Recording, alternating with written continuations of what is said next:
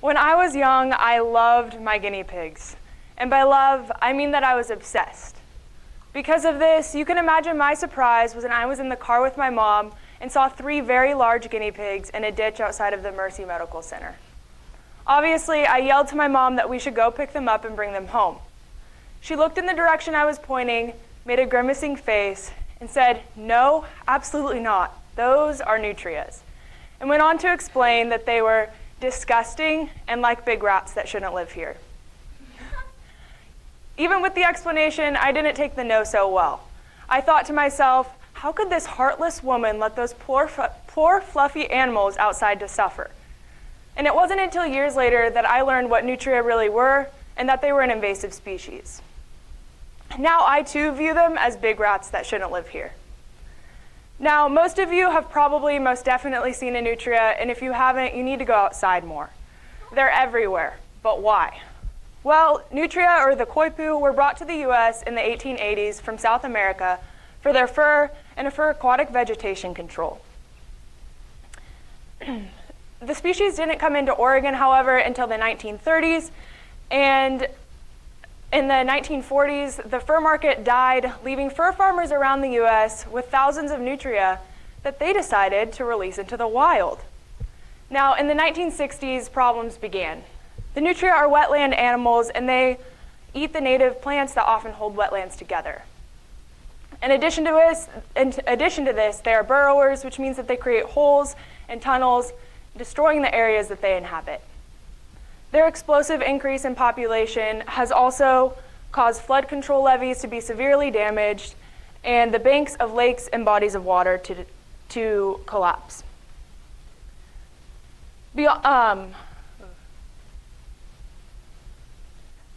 the structural damage they've caused, nutrias are carriers of many diseases and parasites that can be spread to humans or other animals. They're also a massive threat to our native muskrat populations by causing them to compete for both food and a place to live. Now Oregon actually is one of 15 states that is still seeing a steady increase in their population of this species. Just one breeding pair can multiply into 16,000 nutria in just 3 years. And this is a problem that's been going on for almost a century. Now you may be wondering what is being done to control them. Well, population control efforts in the state of Oregon have been highly ineffective. One method that was introduced was that we should start feeding the nutria poisoned carrots, but this ended up being kind of controversial. Another method that has been proposed multiple times is that we ourselves should start eating nutria, but unsurprisingly, that's not a trend that has taken off.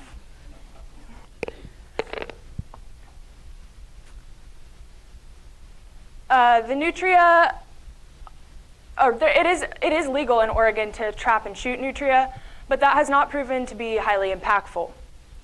Most people are less concerned with getting rid of the population and more concerned with just keeping them out of their own space. The current suggestions given by the Oregon Department of Fish and Wildlife are to create walls or barriers or low wire fences that keep them out of the areas that you don't want them, such as in your gardens. This is not a long-term solution, and it will not work towards population control. You see, let's take a look at the state of Louisiana, which is actually where this problem first began. They have implemented a system in which they have a $5 bounty on nutria, and there are about 250 participants in this program whose jobs depend on the use of wetlands. The results of this have been amazing. They aim to kill about 400,000 nutria a year, and in 1999, they saw that there was over 100,000 acres of wetland damage just due to nutrias. By 2017, it was estimated that this number had dropped to only being 5,900 acres. It's obvious that this program is working, and so why not implement a bounty system in the state of Oregon?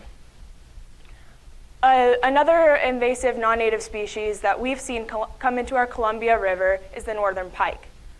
The problems that this predatory fish were causing were quickly targeted and taken care of by implementing our own reward system. Using this same tactic to get rid of our nutria could go a long way in removing them from our environment. The rewards would reap for our wetlands, and the economic benefits of having well-maintained roads and levees could be worth it. Let's be proactive now so that these big rats don't take over in the future. Thank you.